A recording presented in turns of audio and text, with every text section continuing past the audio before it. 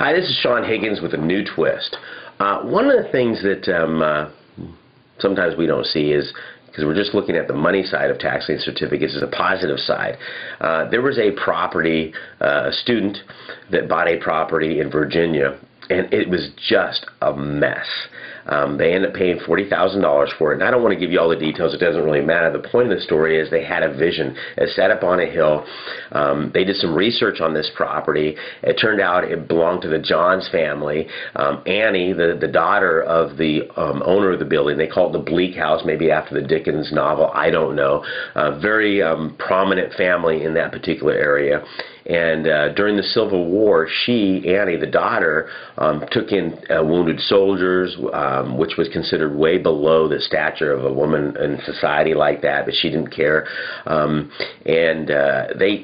This couple got this property at a tax deed sale and ended up doing work in it, and it was just in horrible shape. But they had a vision. They sat up on top of the hill, overlooked the city. They, with the historical significance of the property, they were going to make the grounds into where the people could do weddings and what have you, and that's what they did. So their cost basis was $40,000. They had a lot of work to do, and they fixed it up. They petitioned the city, got it registered as a landmark. It wasn't the first landmark in that area.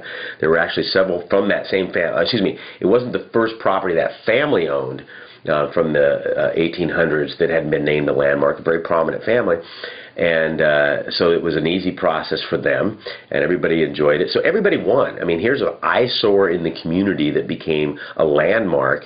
Now weddings are held there, and a piece of our history was saved. And this isn't the only time I've seen this happen. I've seen this happen in the past with many, many different situations with tax liens and deeds. In fact, back east, one of the easiest and cleanest ways, and I wouldn't say easiest, but the cleanest way to clear title on a piece of property is to actually let it go to a tax deed sale and buy it back yourself. I've seen many families saying, hey, we're trying to clear title on this property, nobody bid on this property, because you got 200 years of a chain of title on it, and it literally wipes everything else, starts over, and makes it clean. And that wasn't their point with this one, but I'm telling you, that's how clean this is. So they went ahead and they bought the property for $40,000.